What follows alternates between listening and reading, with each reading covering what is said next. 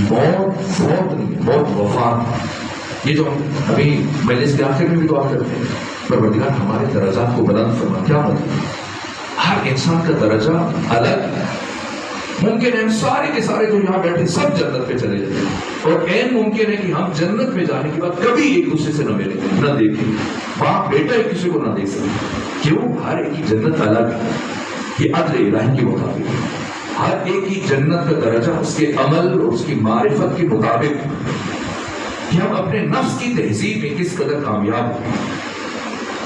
تو پہلا گناہ شرک جو انہوں نے بیان کیا، اور عمل میں مسلسل بہت زیادہ بظاہر ایک اچھا کام کر رہے ہیں، لیکن اگر اس کے باطن کی طرف دیکھیں گے تو شرک کی مثال ہے. یہ مثال آقا دستگیب نے خود بیان کیا کہ ایک شخص پیغمبر کرام اسلام کے ہمراہ جنگ میں شریک ہو، بڑھ کے حملے کر رہا تھا، پھر وہ قتل ہو گئے. تو جب کہ اختتام پر ایک صحابی نے پیغمبر اسلام سے عرض کیا، یا رسول اللہ، شہید راہ خدا فلاں بڑی پابندی سے لڑا. فرمایا ایسے نہ کہو، وہ شہید راہ گدا نہ شہید راہ خدا.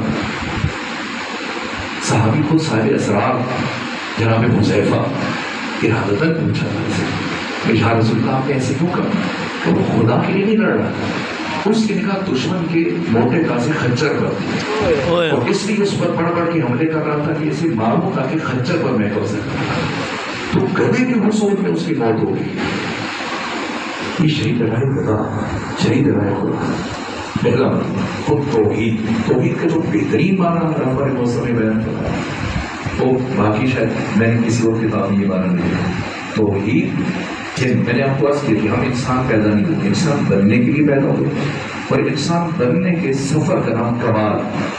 اور توحید کا مطلب جو رہبر معظم سید علی خامنہ نے بیان کیا، یعنی اس کمال مطلوب تک پہنچنے کے لیے جتنے موانع اور رکاوٹیں انہیں برطرف کرنا، یہ توحید. ممکن ہے کہ ہم نماز پڑھ رہے ہو اور ساتھ شرک بھی کر رہے ہیں، نماز میں کھڑے ہو اور ساتھ اگر ماں باپ میں سے کوئی آ جائے، کوئی دوست آ جائے، پھر خیال ہے فوراً سے ابھی ان کو دیکھ کے اچھا لگے گا کہ میں نماز پڑھوں، وہ توڑ دیں، نماز باندھ دیں.